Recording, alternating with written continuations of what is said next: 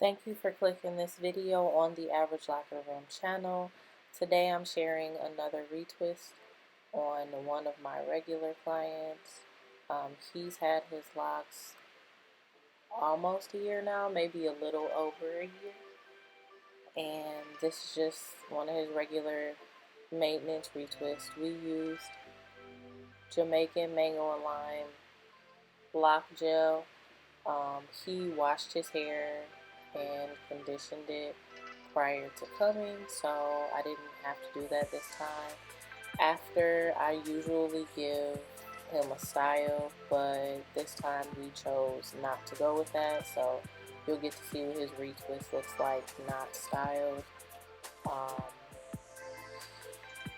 He has more of a loose curl pattern, but it locks fairly quickly. He was one of my clients that budded within the first couple months of having his starter locks put in. He also has a tendency to have some marrying at his roots, so we try to get him in to retwist every 4 to 5 weeks. It becomes difficult to do the retwist because I have to do a lot of separating if we go any longer than 6 weeks. So thanks for watching. Click the like button if you made it this far and like this video. Subscribe to see more content from me and click the notification bell so you'll know when I upload a new video, and enjoy the rest.